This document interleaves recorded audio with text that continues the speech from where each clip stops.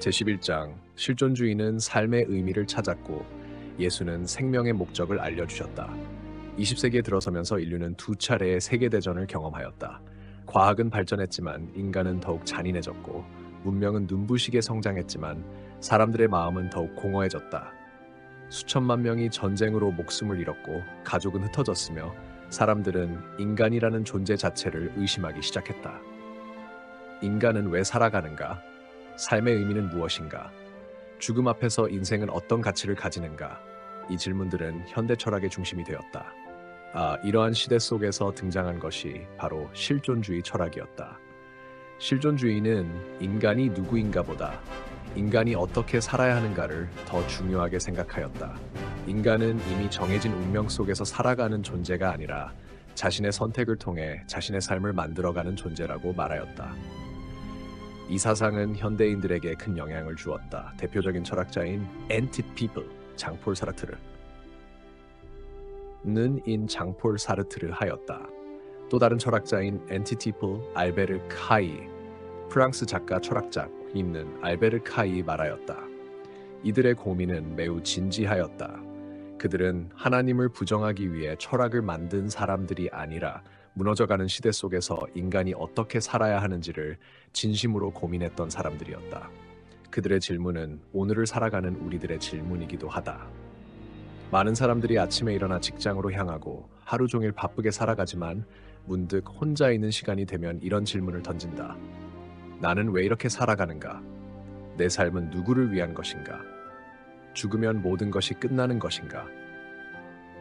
현대인은 물질은 풍요롭지만 의미는 가난한 시대를 살아간다. 그래서 우울과 불안, 허무와 외로움이 점점 깊어지고 있다. 실존주의는 인간에게 말했다. 스스로 의미를 만들어라. 그러나 또 하나의 질문이 남는다. 인간은 정말 자신의 존재 이유를 스스로 만들 수 있는가? 시계를 만든 사람이 시계의 목적을 가장 잘 안다. 자동차를 만든 사람이 자동차의 사용 목적을 가장 잘 안다. 그렇다면 인간을 창조하신 분은 누구인가?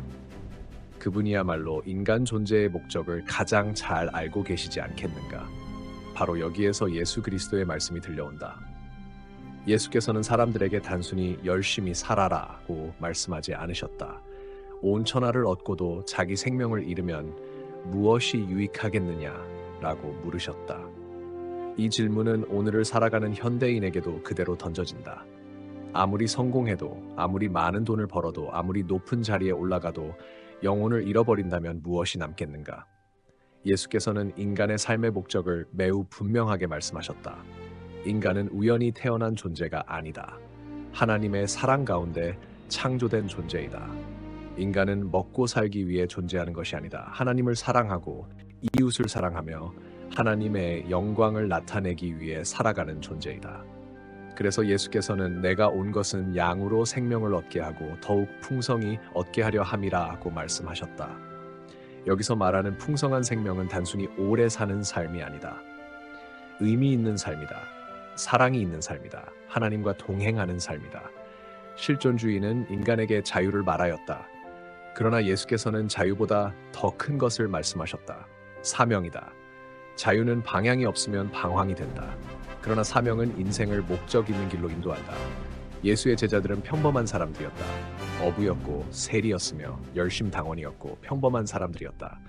그러나 예수를 만난 이후 그들은 자신이 왜 살아야 하는지를 알게 되었다. 목숨보다 더 귀한 사명을 발견하였다. 그래서 핍박 속에서도 복음을 전했고 감옥에서도 찬송했으며 죽음 앞에서도 믿음을 지켰다. 사람은 돈만으로 살아가지 않는다. 명예만으로도 살아가지 않는다. 사람은 의미를 먹고 살아가는 존재이다. 그리고 그 의미의 근원은 하나님께 있다. 실존주의는 인간이 의미를 찾아야 한다고 말했다. 예수께서는 내가 너를 위해 이미 의미 있는 존재로 창조하였다고 말씀하신다. 세상은 끊임없이 묻는다. 너는 무엇을 이루었는가? 그러나 하나님은 먼저 물으신다. 너는 나의 사랑을 알고 있느냐?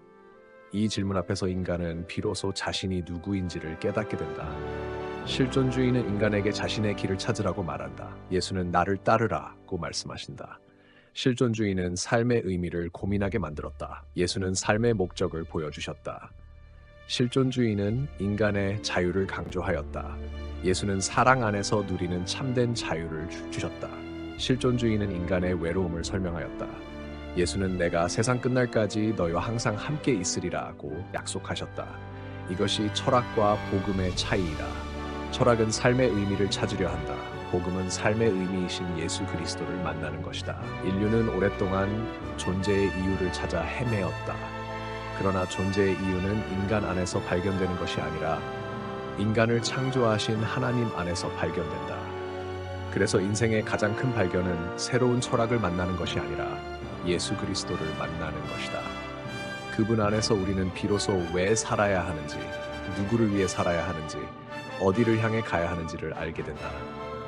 이것이 실존주의가 평생 찾던 답이며 예수 그리스도께서 십자가와 부활로 완성하신 하나님의 대답이다.